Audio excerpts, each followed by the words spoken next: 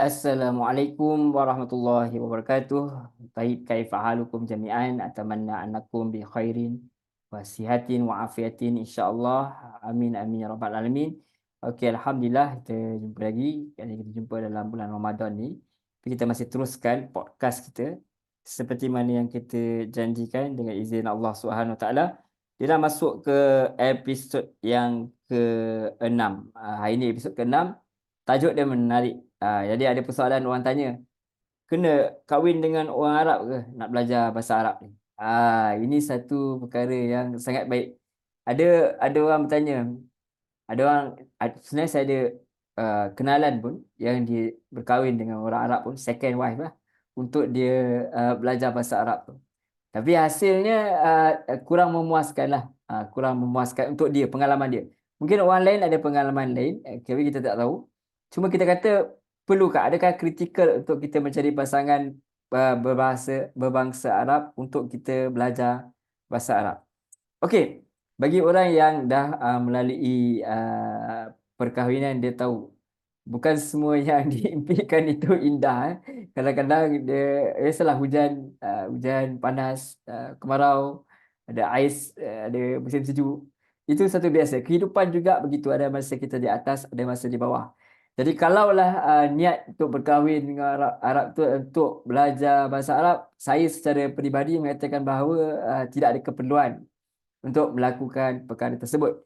Sebab seperti mana kita kata podcast ni kita dah bincang banyak cara-cara untuk belajar bahasa Arab itu sendiri.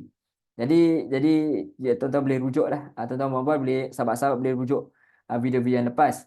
Cumanya kita cari dan kita buat research sedikit.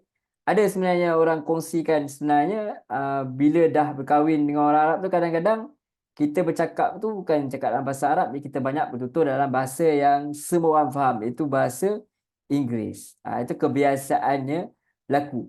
Satu kita lihat, macam saya orang utara, tapi anak-anak saya semua tak cakap utara juga. Jadi kita katakan macam itulah, saya pun tak cakap utara. Sebab kita akan cakap dalam bahasa yang kita selesa. Dan satu lagi, kadang-kadang ada perkahwinan tu, bila dah kahwin tu kurang bercakap. Bila kurang bercakap, maksudnya harapan untuk belajar bahasa Arab tu lagi-lagilah. Dia bukan masa bercinta, masa sebelum kahwin tu lain lain kisahnya. Mungkin banyak bercakap, tapi bila dah melalui rumah tangga, kebanyakan orang tahulah. Bukan sentiasa ada masa untuk bercakap tu, nak uruskan keluarga, nak uruskan anak-anak dan pelbagai cerita lagi. Belum campur bergaduh lagi dalam rumah tangga dan sebagainya. Akhirnya tidak bercakap, jadi isu belajar bercakap tu akhirnya tinggal kenangan sahaja.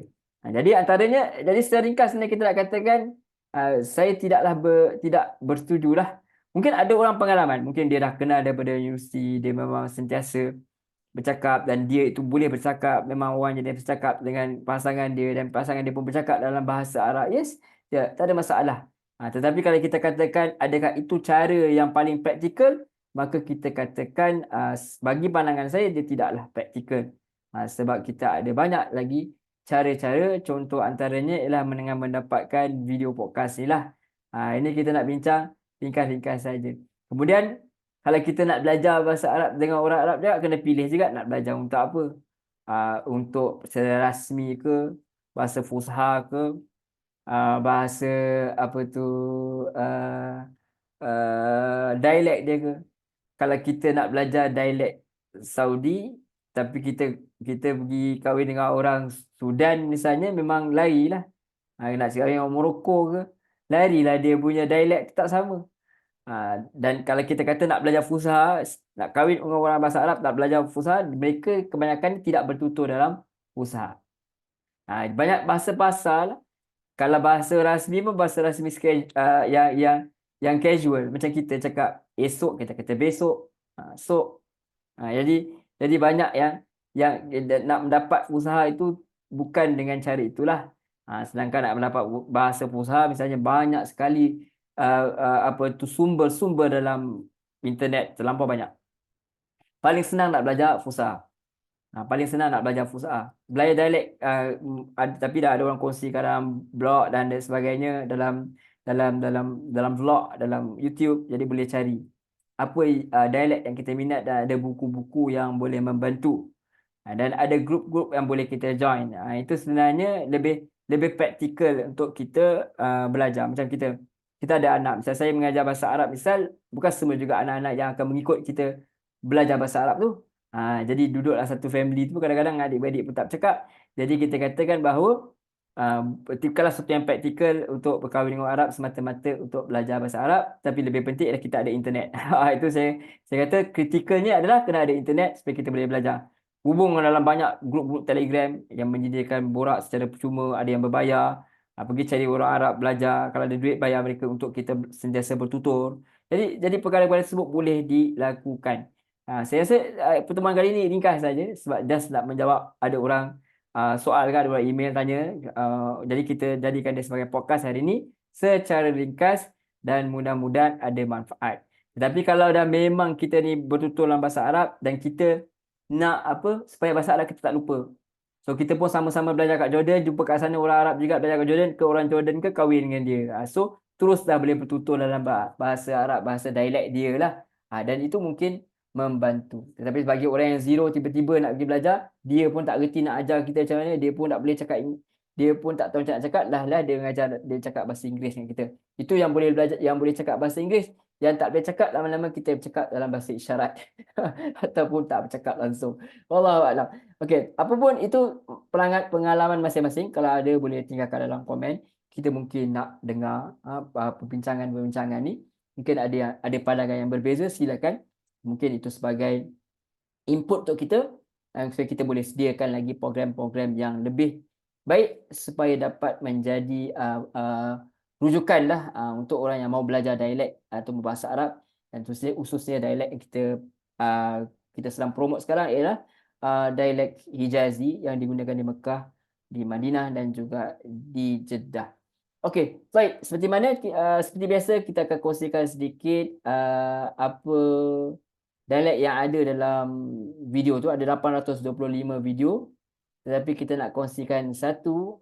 Setiap kali pertemuan kita kongsi satu. So ada 20 pertemuan. So ada 20 lah yang kita kongsikan. Dan selebihnya tuan-tuan dapatkan video frasa dialek bahasa Arab Hijazi. 825 dialek Hijazi. Bukan sedikit-sedikit. Banyak yang tuan-tuan puan-puan boleh belajar. InsyaAllah. InsyaAllah. Yang penting ada kehendak, ada kemahuan. InsyaAllah Allah izinkan. Okey. Taib. Boleh nampak insyaAllah kat skrin. Semacam mana kita nak kata jangan sakiti diri kamu sendiri dalam lugah, dalam lajah Hijazi. Jadi kita boleh kata la ta'awwir nafsak. La ta'awwir nafsak. La bermakna jangan, ta'awwir sakiti nafsak, diri kamu sendiri. Nafsak bermakna diri kamu sendiri. Jadi kalau kita nak kata jangan sakiti diri kamu sendiri, kita boleh kata la ta'awwir nafsak. Jangan sakiti diri kamu sendiri. Okey, taib. Jadi kalau kita nak sambung balik tadi perbincang sedikit, saya ada baca dalam blog ni, dia cerita pengalaman dia. Jadi dia tidak berfikir panjang, dia berkahwin dengan pemuda Arab, dan banyak berlaku kesukaran buat dia sebab beza culture, beza tradisi dan sebagainya. Maka dia ada satu perkara yang bukan senang-senang kalau kita nak berkahwin dengan orang yang lain bangsa dan lain dia punya culture tu. Kita kahwin orang bandar, orang kampung, masih sama bangsa pun kadang-kadang ada ambil masa untuk menyesuaikan diri. Maka itu sajalah, itulah kalau kita nak kahwin kerana nak belajar bahasa tu, itu sesuatu perkara yang perlu difikir-fikirkan lah. Tapi bukan kata tak ada orang kahwin dengan orang Arab dan bahagia saja, tak ada masalah. Itu kata nasib masing-masing lah. Tetapi cuma tajuk kita ini, adakah sesuai? Adakah dia perlu? Saya katakan tidak perlu, sebab kita ada banyak sekali resources. Yang penting cari community dalam internet tu, baca komen-komen, pergi tengok orang cakap bahasa. Kalau tak dapat Hijazi direct pun boleh cari yang at least Saudi ke. Kita tengok macam mana orang komen, dan kita tengok dah boleh kita pelajari. Dan kita pun cuba-cuba komen juga, Google Translate je, komen, tengok apa jawapan mereka. Okey, taib, itu saja insya-Allah yang fi hadal yaum. Teruskan selamat berbuka puasa dalam masa lambat lagi sebenarnya kita baru pukul 9 9 pagi, tapi saya ucapkan untuk petang nanti, dan jangan lupa juga teruskan puasa, teruskan beristighfar, teruskan doa kepada Allah SWT, dan mudah-mudahan apa yang kita bincang ni ada manfaat dia. InsyaAllah kita jumpa lagi minggu depan dalam episod yang berikutnya. Jangan lupa dapatkan video promosi 875 frasa. Jangan lupa dapatkan video frasa 825 frasa dialek Hijazi yang digunakan di Mekah, Madinah dan Jeddah. InsyaAllah arukum ala khair, asyukum ala khair. Wassalamualaikum warahmatullahi wabarakatuh.